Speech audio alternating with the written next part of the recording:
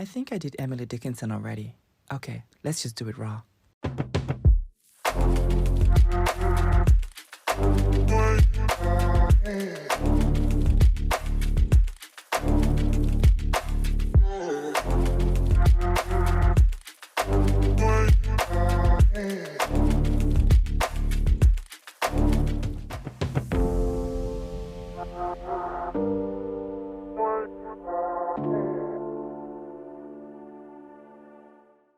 Hello, hello, bonjour, my people. I hope you're doing great. Well, first of all, I have to say I've been moving around quite a lot since December, really. Um, so yeah, I don't actually have the stuff I use to edit, even record the podcast, but I'm still trying to have it out on time. So I'm trying from my phone and the podcasting app, whatever. So let's see what that's looking like. But anyway, so forgive me if the I was gonna say forgive me if the quality is not exactly to your liking or on par with other episodes. Girl, other episodes were just as ghetto. Like, okay, should I say ghetto? I should not say that, but okay, I'm owning it and I'm not editing it out, so I apologize.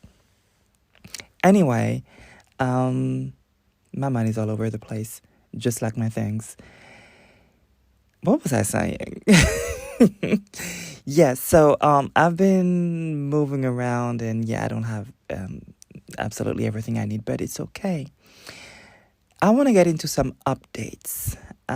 Since the last time, I did tell you that I was writing more. Um, and when I say writing more, I really mean like more seriously, as in, well, like in terms of amounts of work produced. Yeah, definitely more. And I've been participating in some. Yeah, I've been a part of some contests, and I got my first rejection, but somehow it felt nice because here's the thing. Well, that was a nice amount of money to win. I wish I had won that one. And I did like the text, the short story that I wrote for that specific contest. And I'm sorry. And the organizers wrote to me and said, and they don't usually do that. I mean, usually they just tell you who the winner is, and it's not like they write every single person to say, hey, you're not, no, like you're not the chosen one. But what they did is they sent me an email to say, hey, you did rank in the top 10, but yeah, we're not picking you as a finalist, but we just want to let you know that you were in the top 10. So that was a rejection that felt good because I was like, hey, this is the first. I did quite a few of them in January, from mid to end January. Well, from mid January until now, actually, and so it was actually good to be ranked in the top 10, right? So I was quite happy about that. I mean, of course, I was disappointed that I was not the winner, and that money would have helped. Um, and I was a little disappointed, but it felt good anyway. So it felt like a little win. And then I got a rejection, and then maybe I should not call it a rejection, but that's kind of how I take it. And that was a little more, a little. Ugh.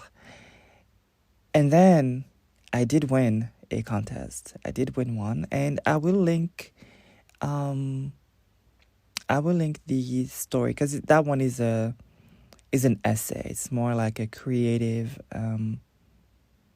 it's like creative nonfiction because it's actually true. It's just written in a way that's, well, that's my style. Because yeah, that's you'll see if you want to see it. You'll have it in the show notes and under my writing or something. I don't remember exactly how it's titled, but you'll see.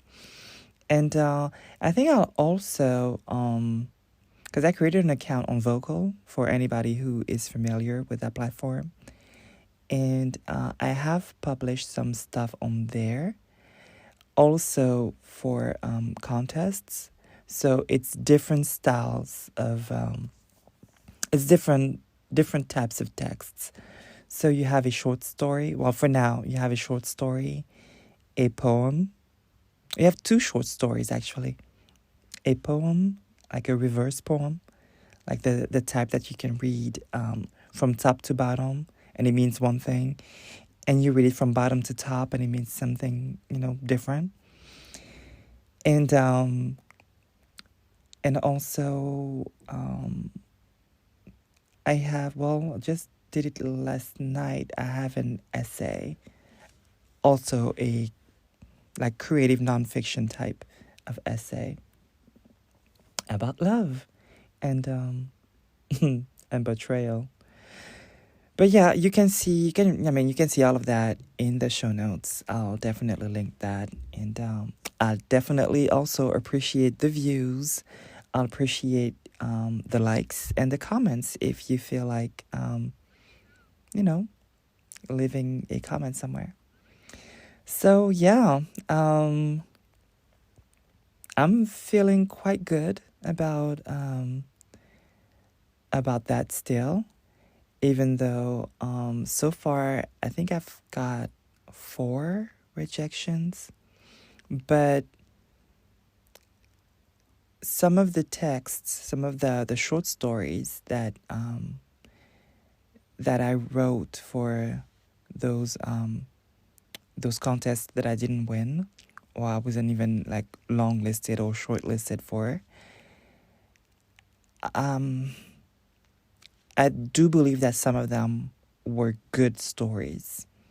And I took that opportunity actually to rework them and make them better, make them maybe more like put more emotion in them, immerse the reader a little more into what the characters are experiencing and what the scene is looking like and feeling like.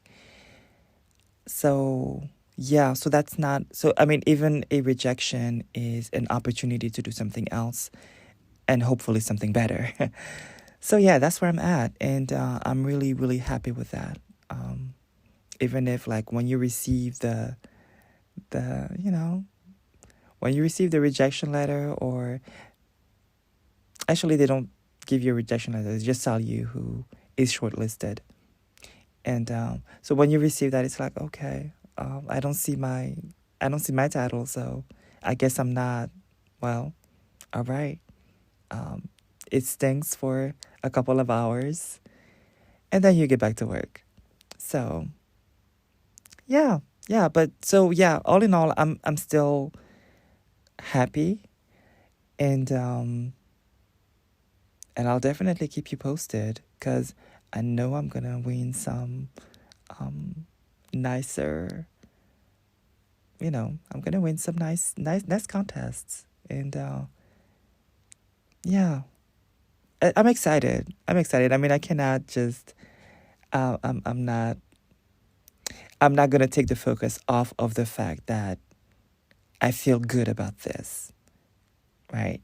That's really the important thing here.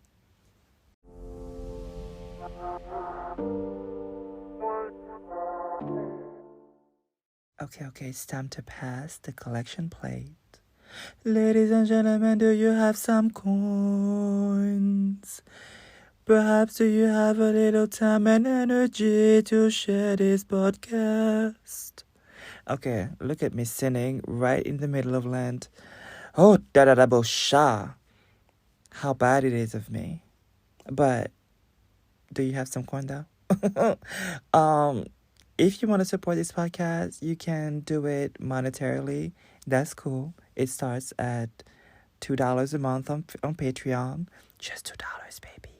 And if you want to do that, you go to ftnpod.com and you see the donate or their Patreon button at the top, and you'll just follow the instructions. But it's even better if you share the podcast with your friends, because that means more ears. And that's even better than money, because it's free. It's free. And it's nice and it's cool. And I appreciate it. So, if you want to do that, you can do it on any platform and tag me. At FTN Pod. That's FTN, like Femme Trans Noir Pod, as in podcast. And I'm pretty much everywhere. So Twitter, well, X now, Instagram. What else? And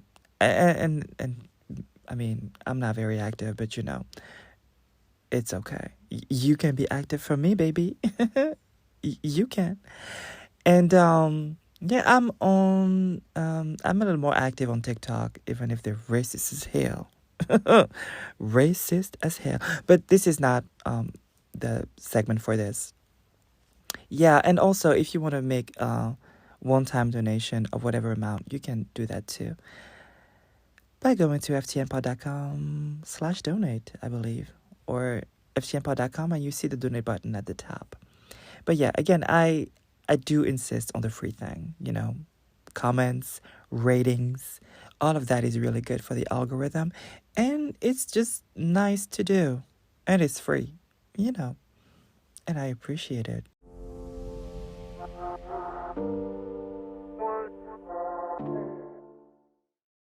So, y'all, today I wanted to talk about visibility and its consequences for trans folks. The good, the bad, the ugly, everything about it. So, I feel like I'm part of the generation that saw the transition between the old school to what you see today. So, young trans folks in particular being very present, very visible, and celebrating their true selves publicly. And not to toot my own horn, but collectively we're the generation that kind of made that possible. And personally, I am also part of the people who was doing the fight, not just in my little corner of the world with with the people around me, but also politically, also in terms of support for other trans folks. And that work existed before me. Let's be clear. I'm not saying that I am personally like a hero or anything like that, but that work existed before me. And I got in the arena, if I can call it that way, at a moment when we were trying to separate ourselves from the old standards, when we were demanding to be treated like humans. I mean, that's really it. We weren't trying to be super respectable. We were trying to say, hey, we are trans people and we are valid just the way we are, and whatever that may look like. We don't all have to follow the same exact path. We're different. Some of us are straight. Some of us are a little more flexible. Some of us are homosexual. I mean, there's a lot, right? There's a lot of identities, a lot of stories, because it's really about human experiences. So we were trying to say, hey, you can't have these expectations of us as and especially when we're talking about trans women, you can't be asking us to be these cis assumed, straight, gorgeous if possible, preferably, Barbie dolls who have the exact same story and tell you how much they are disgusted with themselves and their bodies the way they are, but just some parts of their bodies, if you know what I mean. Yeah, we can't have those expectations, and not only is it morally, well, wrong, but we cannot have these expectations codified into law, or have even if it's not law, but be in the practice, right? When we are seeking name changes, or, any type of legal modification of our, on our papers and all that stuff. So yeah, I'm part of the generation that made that easier, right? And again, not me, the great hero, but collectively. Even though do have to say that yes, I was also on the ground, like literally, at the National Assembly and all that stuff. So yeah, that was important. That was also difficult, but we do see the results, and that's the great part. We do see the results, and people today are actually benefiting from the work that was done by not only my generation, but the one that was there before, because they made it possible, right? All the people who are in their 60s, in their 70s, even 80s today, they're rare, the 80 plus ones, but, but they're here, 70, 80, well, 70s and 80s, they're here, and they did amazing work, and we're constantly building onto that. And those who are 20 today are doing their part too, right? It all looks very different for, well, not only for every generation, but also for every person, because we don't all act on the same, like we don't work in exactly in the same fields. We don't have influence over the same processes, etc. So, yeah. And of course, today we have social media that spreads everything faster and further than ever before. So, like, you cannot open an app, whatever app you're using, you can't open it and not see trans people or some type of discussion about trans folks. And, but we're going to get a little more into that in a minute, because that's also part of the problem. But yeah, I mean, so we're visible.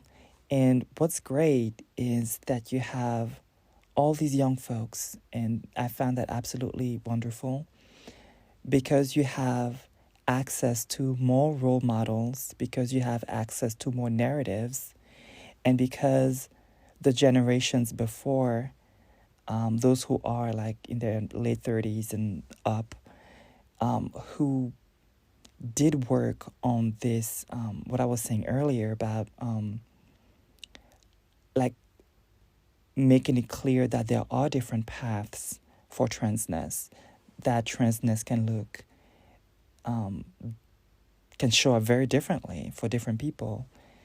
Because you have that, now you have younger folks more comfortable being themselves. You also have more younger folks saying, hey, no, I see myself, I recognize myself as a non-binary person, because that is what makes sense to me. And that wouldn't have been possible without the previous work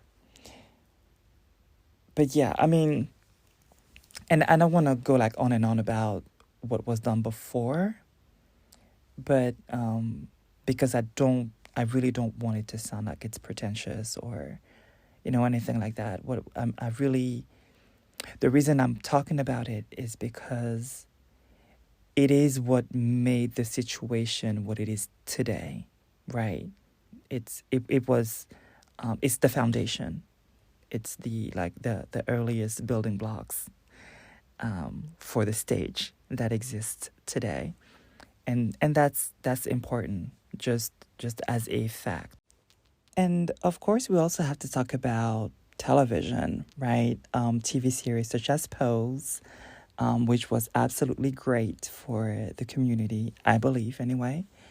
Even though, some stuff was, the third season was really, actually, as I'm saying this, I was going to say that it was, I mean, it was not realistic, but also it was, what's the word that people say? A possibility model. The fact that you see something happening, even if it's not true, um, gives you the feeling that it could be true, right? And and in reality, it kind of became true for the people who, the actors and the producers. I mean, the people behind the scenes also. Um, so yeah, see, look at me, like realizing stuff as I'm talking. Well, that happens a lot. I'm sorry, y'all. But anyway, that visibility was amazing. So we had like stars coming out of this.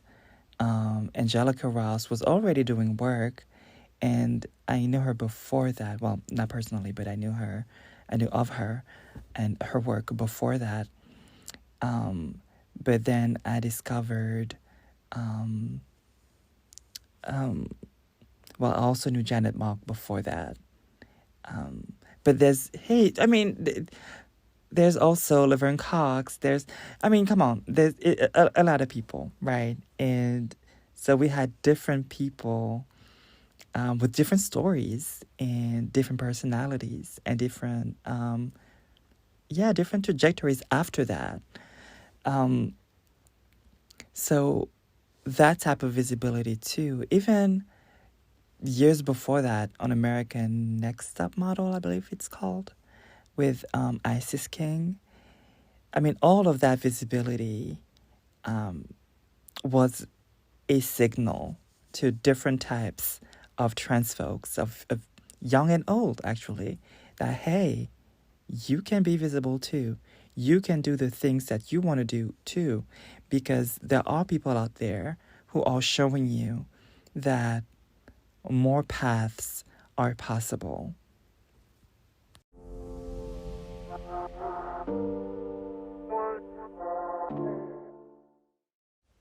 But then, of course, we have to talk about the flip side to that, which is the political discourse, right? And we're gonna maybe more so focus on the U.S.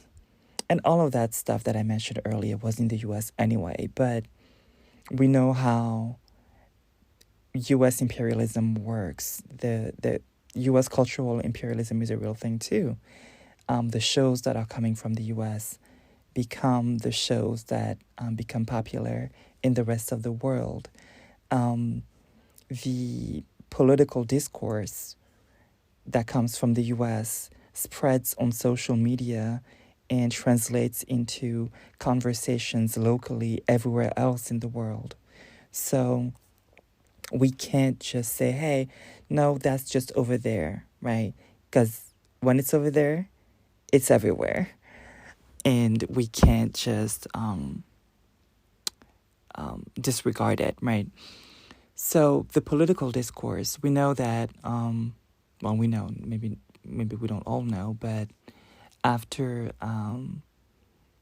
after the LGBs obtained the right to get married too, the convenient targets became us, the trans folks, the non-binary folks. So we became the ghouls and the monsters that were, politically convenient to advance culture war arguments and play on the right wing's fears of the unknown, right? Anyway, and all of that fueled conversations online about disclosure and, the low level stuff from people who don't have the bandwidth and who are only able to stay surface level and do not do any Google search. And I'm not sorry if this sounds mean or demeaning, whatever, because it's really like people who already have certain opinions, and who only come online to find confirmation for those opinions that they already have, and they are not trying to learn anything. They're only trying to advance a certain narrative, and that's absolutely harmful. And that's really the point of this episode today. I mean, I'm not going to spend a lot of time on them, but they are the focal point here. It's the people who are transphobic. I mean, let's just say the word, and who, like I said, are having those discussions online. And if you know me, you know that I say this all the time, but a conversation about disclosure is actually a conversation about how much we trans people deserve to die and to be hurt, right? That's really what it is. It's always a conversation about, well, y'all should disclose because otherwise y'all deserve for XYZ to happen to you. Recently, Raquel Willis, who is an amazing advocate, and you should follow her if you don't already. She's been talking a little more about that because she's been promoting her book. I need to buy it, by the way, but yeah, she's been promoting her book, and that's something that keeps coming up when she does interviews, and and of course in the comment sections from the low-level thinking people that I'm talking about. And I know that's mean, but that's me saying it. I'm not talking on behalf of anybody else. And so it's something that just keeps coming up. So with visibility comes the barrage of people who don't really do any type of work, and who feed their biases on culture war arguments advanced by people who need to stir their base into doing whatever they want. And that's really that's the flip side of it in a nutshell. And when I'm talking about that, the people I really have in mind are the teenagers who have lost their lives recently. I'm talking about Next. That was a few days ago. This teenager, this student who was beaten by 3 girls, I believe, and as they were in the bathroom, and they fell and hit their head, and the school didn't call an ambulance. The school didn't the school didn't do anything they were supposed to do. They didn't call the police for the assault. They didn't call an ambulance for the injuries. And it's the family it's the grandmother that took the kid, that took Next, the victim, to the hospital. And they seemed to be okay on the surface. Next was actually the person to be thrown out of school for 2 weeks, I believe. And but yeah, the next day they had passed away from the well, most likely from the head trauma that they had sustained when they fell, and or as they were getting beat up, because reportedly one of the girls was hitting their head on the floor multiple times, like when somebody came to break this up. So there's this, right? People feeling entitled to the toilets, the restrooms, and beating on other kids who are non-binary, who are trans, because some spaces, some states, some countries, whatever, some areas have decided that, well, you need to use the bathroom that aligns and blah, blah, blah. You know, you already know. But then it creates situations when people feel unsafe, or where people feel emboldened in their bigotry and actually make others unsafe because they say they're unsafe, but they're the ones being the aggressors, right? Go and explain that. It makes sense to some people, doesn't make sense to me. But okay. There's the Brianna, I'm not sure how to pronounce her name, Brianna Jai in the UK. J, who I think it's Brianna J, who was murdered, and that also was very very dark and sordid. But there too, transness was also a factor in her death, right? And we have all these other stories. I mean, the countless number of black trans women, black trans people in general, but mostly black trans women who get killed every year just in the U.S. We don't even really have numbers everywhere else. I'm curious what the numbers are here in France, but I don't even know. I mean, we don't have those numbers because anyway, anything racial here cannot really be addressed, and the law doesn't allow for how do they call them?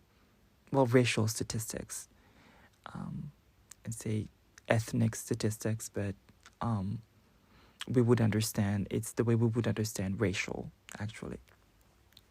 But yeah, so that visibility also puts a target on our backs, and it's not because of the visibility itself. That's really the thing. It's not because of the visibility.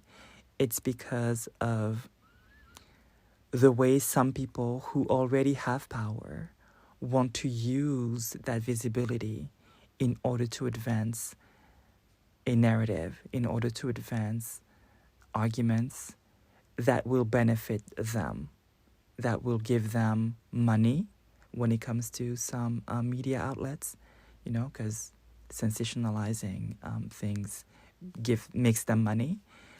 It will give them vote when it comes to politicians on the right, especially, who actually don't necessarily care. I mean, they're the ones going to pay for hookers and all types of prostitutes and sex workers, right?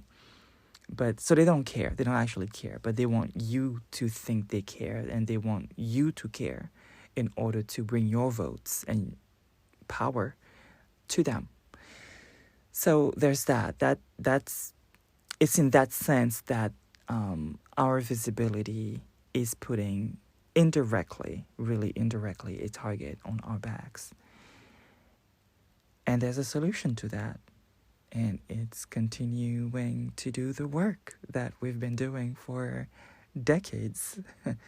It's putting pressure on politicians. It's putting pressure on the media. It's creating a more diverse and positive representation of us out there. So, so the majority of people can also benefit from this visibility.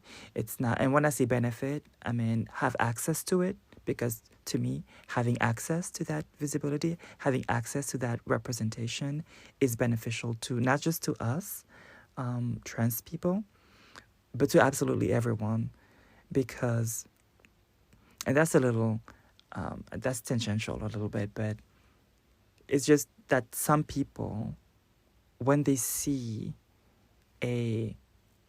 especially like a black trans woman be free, it's like, okay, I can do anything. Because if that person can rise, if that person can find a spot for themselves on this little rock that floats around the sun, maybe I can too, right? Because I don't face the same challenges, and yet they have more challenges, they have different challenges, and yet they thrive, or they manage even just that. So maybe I can too, right? So it's beneficial to absolutely everyone, but I am kind of rambling, so I will stop here. I will, because I could go on for too long, and I don't want to repeat myself.